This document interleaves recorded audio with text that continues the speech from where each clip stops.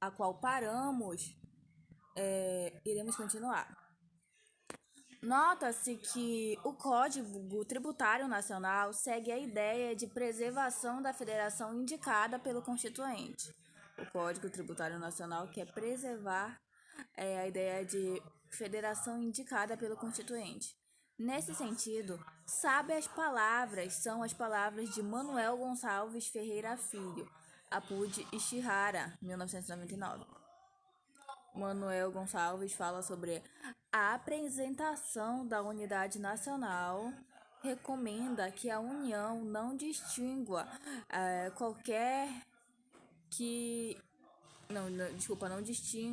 não distingua entre os que habitam no território brasileiro em razão do estado ou do município a que se vincula.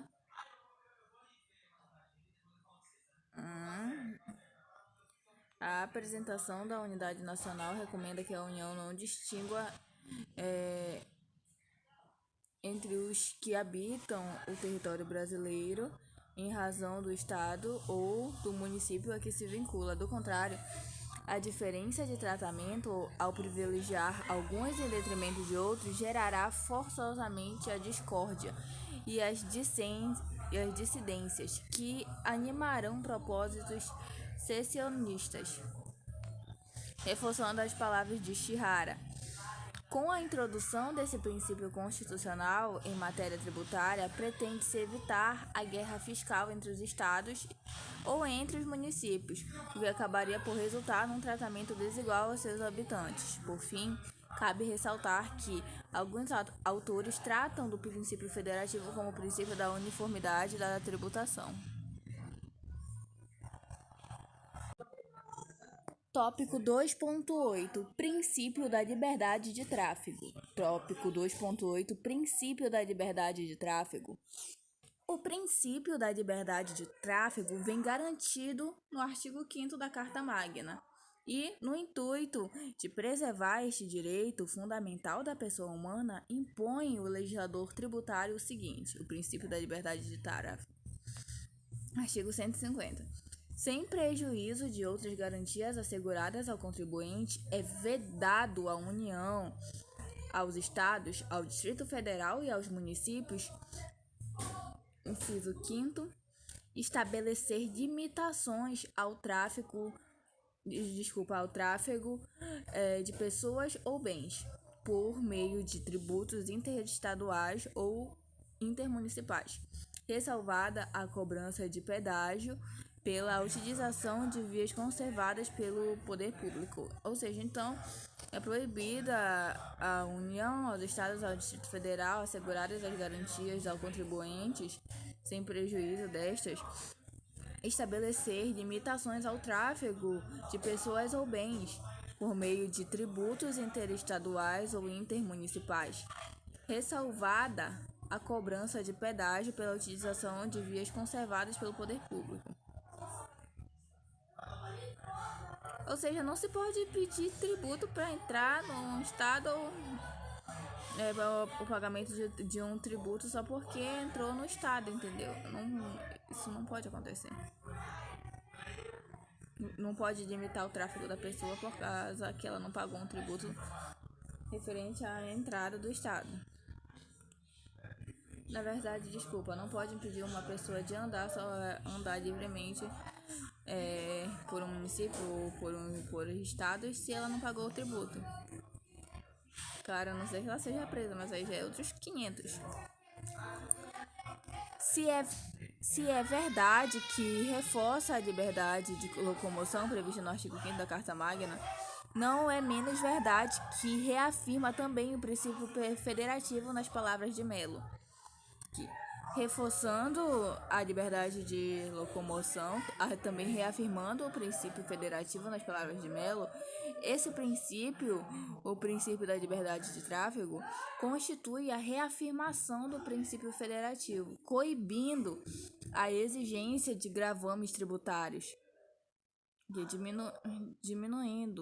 extinguindo a exigência de gravames tributários que acarretem o impedimento da livre circulação entre os estados e os municípios, sendo que Seu destinatário é o legislador respectivo, não podendo ser criada a autêntica barreira fiscal, como é o caso de dificultar a livre movimentação física de bens e pessoas mediante a imposição de substanciais ônus de ICMS.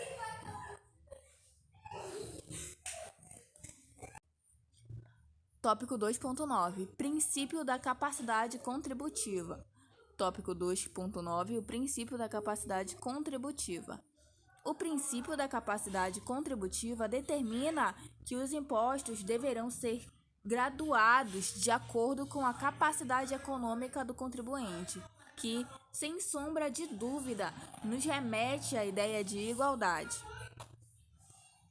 Aqui nesse princípio da capacidade contributiva, nós temos a visão de um princípio que equilibra, que gradua a capacidade de contribuir de acordo com a capacidade econômica do contribuinte e que nos remete a uma ideia de igualdade.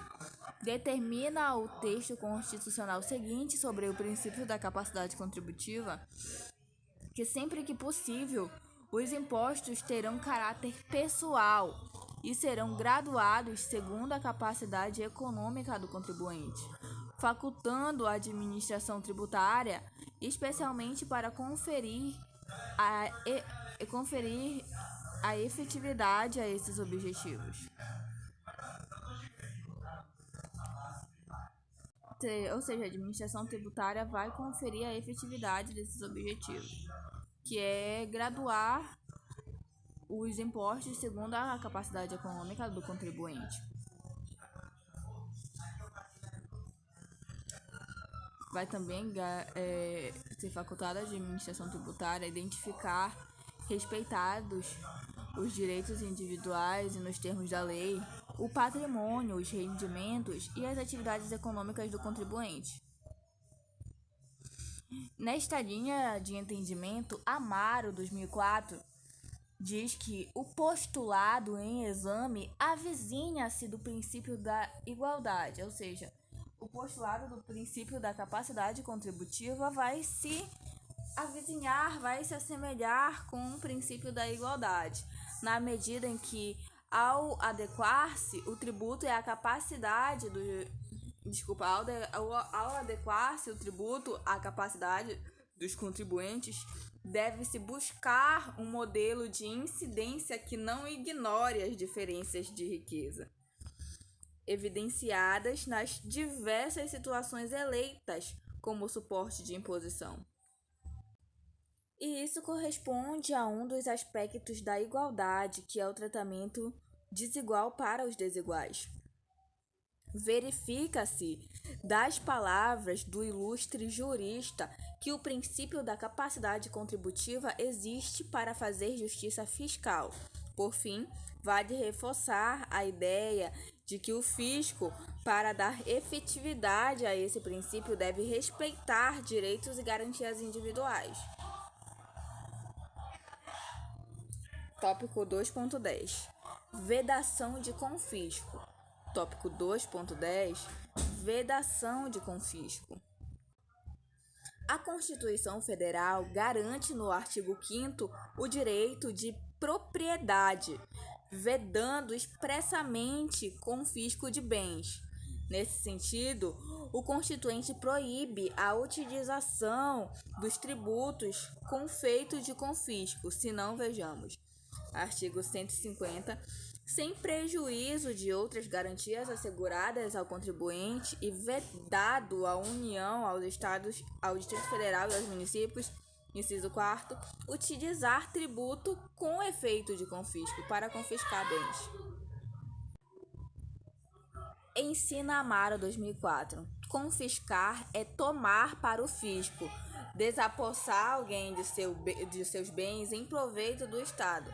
A Constituição garante o direito de propriedade no artigo 5º, inciso 12, aí no artigo 170, inciso 2º, e coíbe o confisco ao estabelecer a prévia e justa indenização nos casos em que se autorizar a desapropriação, que é o artigo 24 do artigo, desculpa, que é o inciso 24, artigo 5º e artigo 128, parágrafos 3, 4 e artigo 184.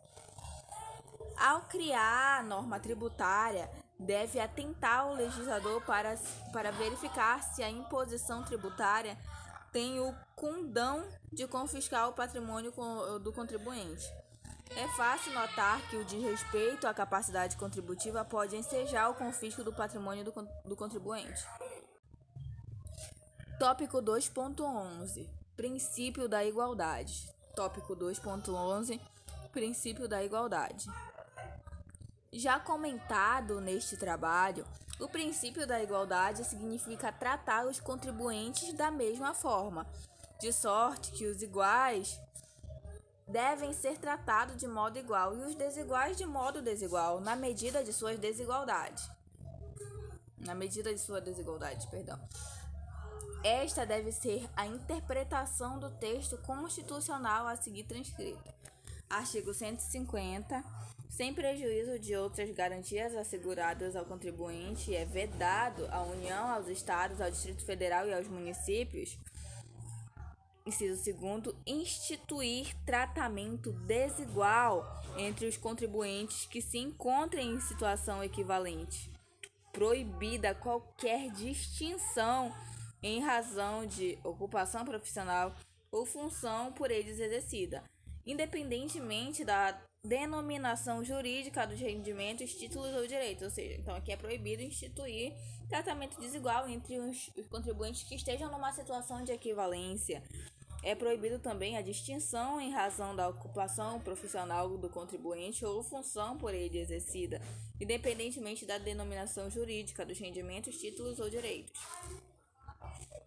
Acompanhando o nosso entendimento, Machado, 1992, diz que realmente aquele que tem maior capacidade contributiva deve pagar imposto maior, pois só assim estará sendo igualmente tributado.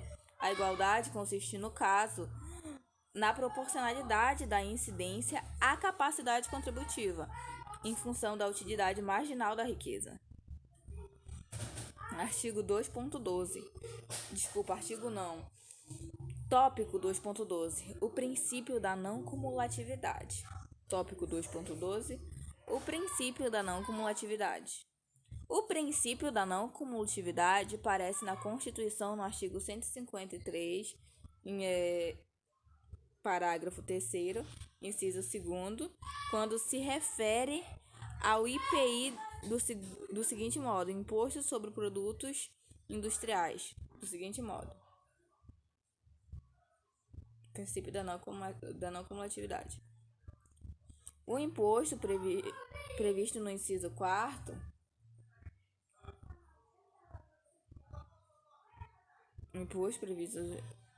o imposto previsto no inciso 4, inciso 2º, não será cumulativo, compensando-se o que for devido em cada operação com o montante cobrado nas anteriores.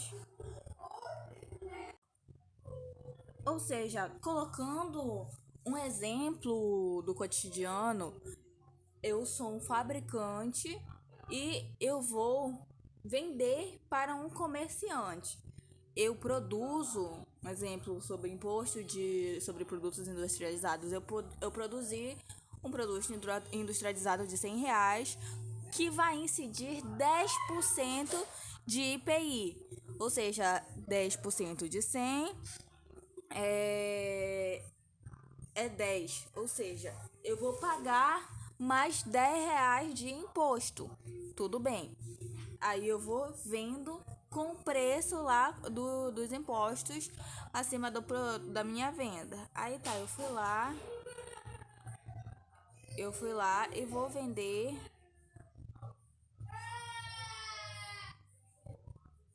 Eu fui lá e vendi pro comerciante. Na verdade, eu vou endireitar o exemplo porque eu já estou considerando vários critérios. Tipo, eu tô considerando que a gente vai compensar o valor aumentando o valor do imposto, aumentando já o valor do produto. Vamos dar um exemplo que a gente não vai compensar o imposto, para ficar mais claro, para não embaraçar tanto. Por exemplo, eu sou fabricante, eu vou vender para o comerciante, que vai vender para o comerciante, para o consumidor final. Aí o que vai acontecer? Eu sou essa fabricante, custou R$100 esse produto, eu tenho que pagar 10% de impostos. Se é 10% de 100 é R$10. Ok, tirei os R$10 de imposto a pagar. Tô certo, tá aqui guardado R$10 de imposto. Aí eu vendo para o comerciante. Esse comerciante pega o produto e quer vender por R$200. Ele vai e vende por R$200. O tributo, o IPI de 10% que ele teria que tirar, como não é cumulativo, ele já viu, ele soube, entendeu? Ele trouxe um esquema de crédito e débito feito com o fabricante, onde consistia a retirada do dinheiro para aquele determinado tributo. Ele viu que já foi retirado os 10% lá de R$100 daquele comerciante. Como ele está vendendo por 200, ele não vai tirar 10% de 200. Ele vai tirar 10% do valor a mais que ele vai vender. Ou seja, se ele comprou de 100, ele vai vender por 200, ele vai ter que tirar os 10% somente desse valor a mais que ele vai vender. Ou seja, 200 menos R$100 que ele comprou vai ser R$100. Então ele teria que tirar o IPI dele, a alíquota de IPI, que seria 10%, sobre essa diferença que ele vai vender, sobre essa sobre essa adição que ele vai vender, que seria R$10 novamente. Então ele vai ter que pagar de imposto sobre aquele produto somente R$10. Pois os R$10 cobrados da outra metade já foi retirado pelo contribuinte antigo, pelo fabricante. Voltando, repetindo a parte referente ao princípio da não cumulatividade, o princípio da não cumulatividade aparece na Constituição, no artigo 156, parágrafo 3º, inciso 2º, quando se refere ao IPI no seguinte modo: o IPI não será cumulativo, compensando-se o que for devido em cada operação com o montante cobrado nas anteriores. Ao se referir ao ISMS, no artigo 155, parágrafo 2º, inciso 1º, menciona, artigo 2º, o imposto previsto no inciso 2º atenderá ao seguinte, ou seja, o ISMS atenderá ao seguinte.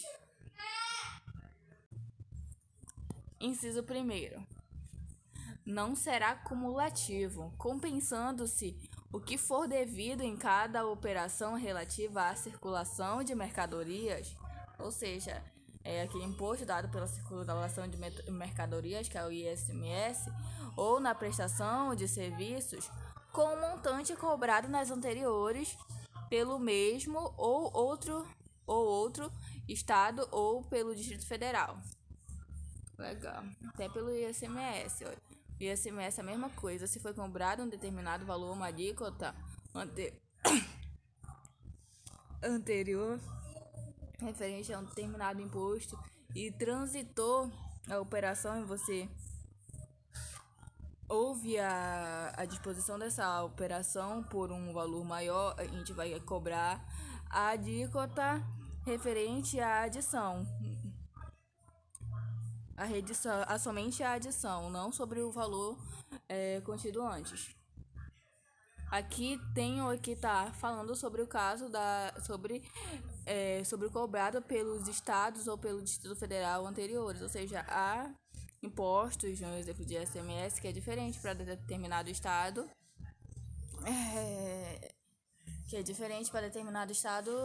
que varia de estado para outro, ou seja, no lugar foi cobrado 7% e aqui, por exemplo, no meu estado é cobrado 8%. Ele já tirou os 7% de lá, só que eu vou tirar os 8% referente à adição.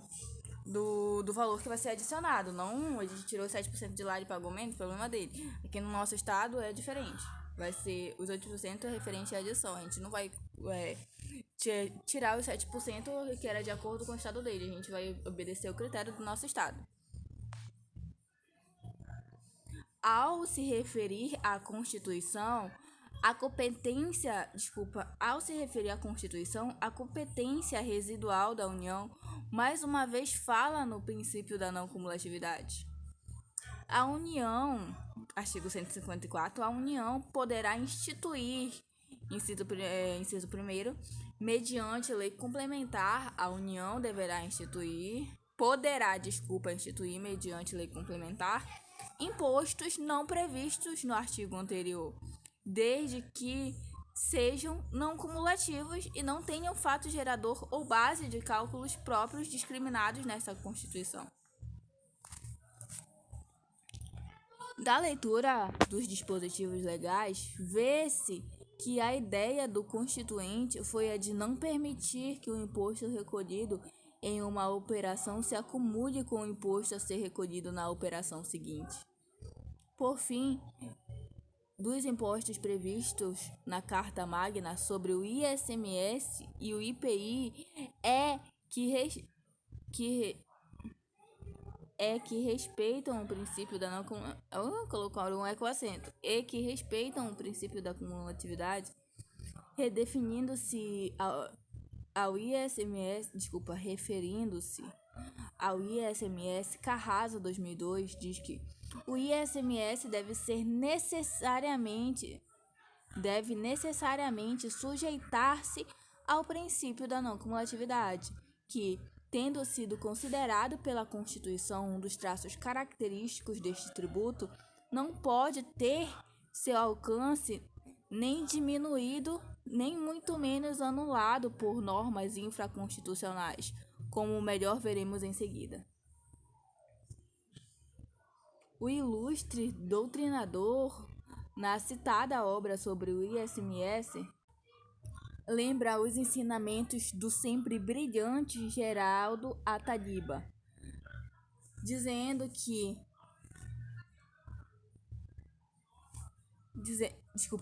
esse sempre enfatizou o direito de abater o que não pode ser limitado nem pelo Poder Legislativo, nem pelo Executivo. Abater o que não pode ser limitado nem pelo Legislativo, nem pelo Executivo, independendo para a sua imediata fruição do ingresso nas vias judiciais. Ainda em sua obra, Carrasa 2002, página 256, ensina que o que estamos procurando ressaltar é que, se lhe for negado o direito de ver abatido ao pagar o imposto, o montante do ICMS devido nas operações ou prestações anteriores, o contribuinte poderá, com base exclusiva na lei maior, fazer valer seu direito constitucional da não cumulatividade.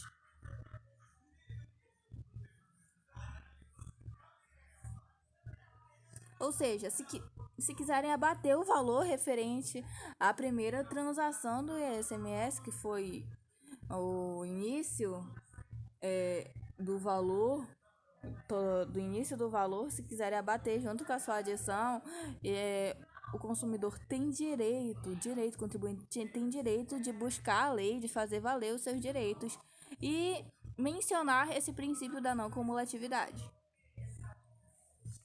Embora os ensinamentos do jurista sejam bastante elucidativos, muitas são as discussões no Poder Judiciário sobre o que pode ser abatido. Outra discussão travada no âmbito da não cumulatividade é o fato de o ICMS fazer parte de sua própria base de cálculo conforme o dispositivo constitucional. E fixar a base de cálculo de modo que o montante do imposto a integre também na importância do exterior de bem, mercadoria ou serviço. Ou seja, aqui tá falando pra gente fixar uma base de cálculo de modo que o imposto integre também na importação de bem desculpa, na importação do exterior de bem, mercadoria ou serviço. Ou seja, o imposto vai integrar o bem, a mercadoria ou o serviço. Já vão estar integrados na base de cálculo quando a gente for vender determinado produto esse imposto. Senão a gente vai pagar bem mais. A Lei Complementar 87, em seu artigo 13, parágrafo 1º, inciso 1º, dispõe que a Lei Complementar 87, artigo 13, parágrafo 1º, inciso 1º, dispõe que, artigo 13, a base de cálculo do imposto inciso 1º, integra a base de cálculo do imposto, inciso 1º, parágrafo 1º, integra a base do cálculo de imposto. Parágrafo 1º, integra a base do cálculo de imposto. Inciso 1º, o montante do próprio imposto, constituindo o respectivo destaque, mera indicação para fins de controle. Constituindo destaque a mera indicação para fins de controle.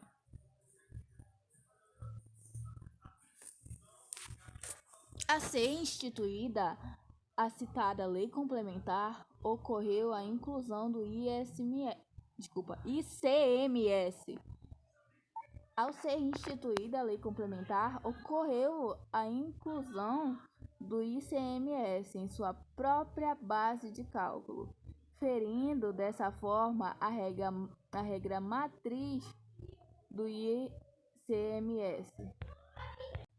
Discorre sobre o assunto. Deveras, a lei complementar, ao estabelecer que a base de cálculo do ICMS corresponde ao valor da operação ou prestação, somado ao próprio tributo, extrapolou os limites constitucionais, ferindo a regra matriz do tributo. Determinou por meio deste estratagema a cobrança de ICMS sobre grandezas estranhas à materialidade de sua hipótese de incidência. Ou seja, vai colocar o ICMS, vai colocar na base de cálculo do ICMS o próprio do ICMS, colocar na própria base de cálculo do ICMS o próprio ICMS. Aí fica cobrar 2 vezes, caramba! A Constituição Federal traçou limites para que o legislador defina os elementos tributários, sendo a base de cálculo do ICMS o valor da operação. Portanto, não compete ao legislador infraconstitucional nem às emendas constitucionais modificar os princípios da Carta Magna. Ou seja, a Constituição traçou limites para que o legislador defina os elementos tributários, sendo a base de cálculo do ICMS o valor da operação. Portanto, não compete ao legislador infraconstitucional nem às emendas constitucionais modificar princípios da Carta Magna. Trata-se de discussão controvertida a ser resolvida pelo Poder Judiciário, que atualmente tem decisões favoráveis aos dois entendimentos. Lembrete: o desrespeito a qualquer dos princípios constitucionais tributários estudados torna a norma inconstitucional. Os princípios não podem ser relativizados.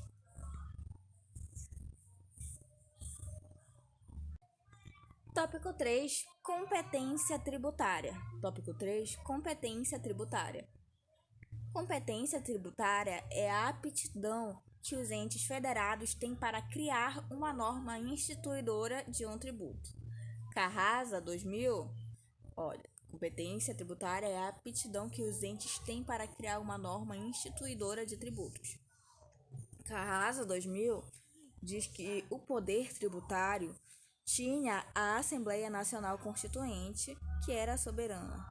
O poder contributário tinha a Assembleia Nacional Constituinte, que era soberana. Ela realmente tudo podia, inclusive em matéria tributária. A partir do momento, porém, em que foi promulgada a Constituição Federal, o poder tributário retornou ao povo detentor da soberania. O que passou a existir em seu lugar foram as competências tributárias. No lugar da Assembleia Nacional Constituinte, o que existiu em seu lugar foram as competências tributárias, que a mesma Constituição Federal repartiu entre a União, os estados membros, os municípios e o Distrito Federal. Para o ilustre Carvalho, competência tributária é uma das parcelas entre as prerrogativas legiferantes de que são portadoras as pessoas políticas. Competência tributária é uma parcela das prerrogativas legiferantes de que são portadoras as pessoas políticas. Consubstanciada, essa competência tributária consubstanciada na faculdade de legislar a produção de normas jurídicas sobre tributos, ou seja,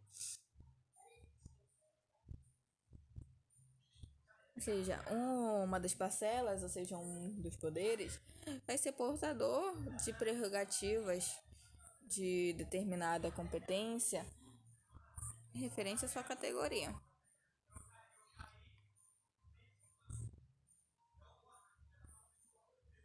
que vai ser consubstanciada na faculdade, na prerrogativa de legislar para a produção de normas jurídicas sobre tributos.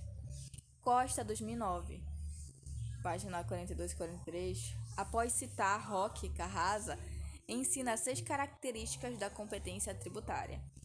Vai falar sobre as características da competência tributária.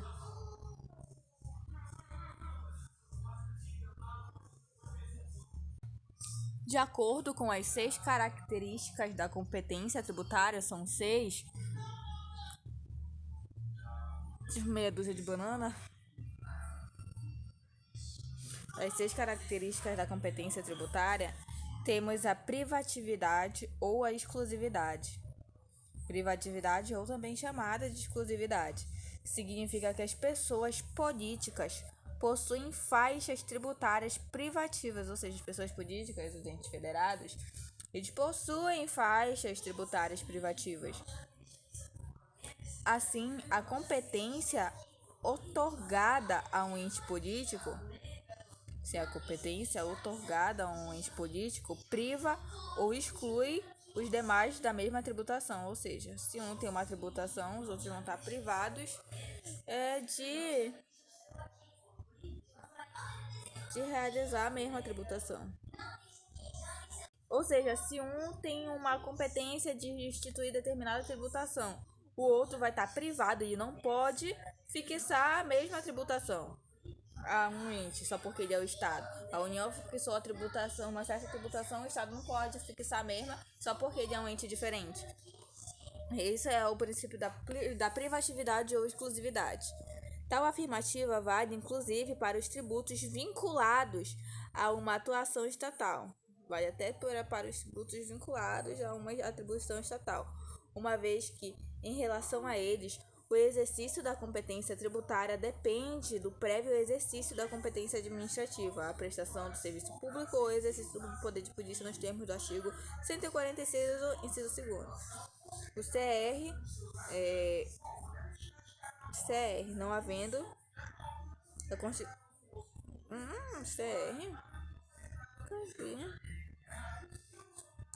Não havendo não sei explicar essa sigla. Não havendo, fala-se, portanto, em competência concorrente, na medida em que apenas uma única pessoa está legitimada a exigir o tributo correspondente no caso concreto. A competência concorrente é uma única pessoa vai estar legitimada a exigir o tributo correspondente ao caso concreto. Vamos falar sobre a indelegabilidade. Outra característica da competência tributária, além da privatividade ou exclusividade, temos a indelegabilidade.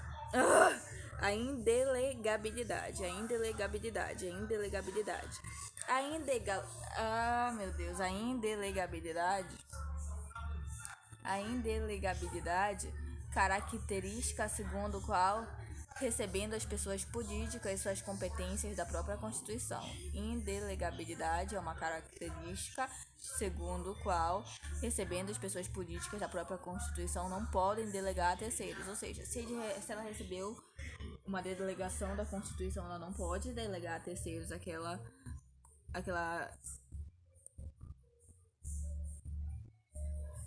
competência. É o princípio da indelegabilidade.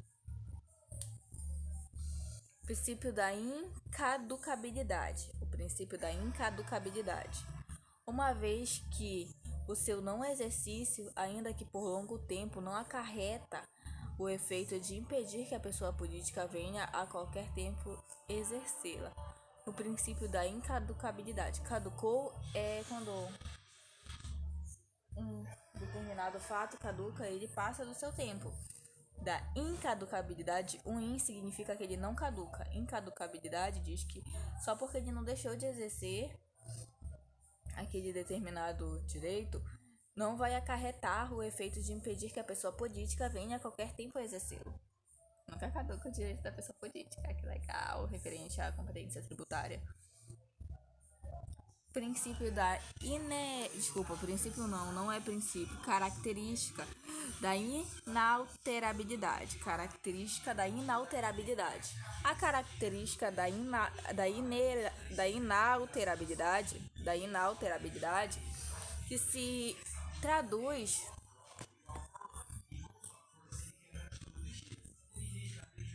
a característica da inalterabilidade, que se traduz na possibilidade de a competência tributária ter suas dimensões ampliadas pela própria pessoa política que a detém.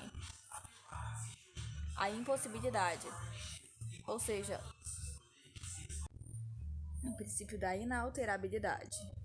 A alterabilidade é que altera. A inalterabilidade é não pode alterar. Vai se traduzir na impossibilidade de a competência tributária ter suas dimensões ampliadas pela própria pessoa política que a detém. Seja a União, está instituído um tributo por lei complementar, não pode ampliar aquele determinado tributo, aquela determinada competência. Não pode ampliar. A União quer, por exemplo, ampliar essa competência, vai competir agora os estados. Dizendo, não pode. Princípio da irrenunciabilidade. Segundo a qual as pessoas políticas não podem abrir mão de suas atribuições, em razão da indisponibilidade do interesse público. Ou seja, a indisponibilidade do interesse público diz que os bens públicos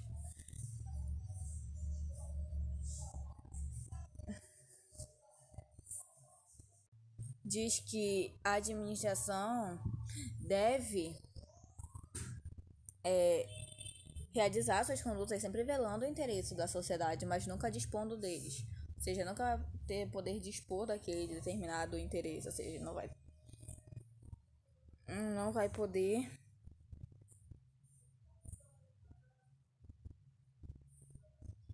abrir mão de suas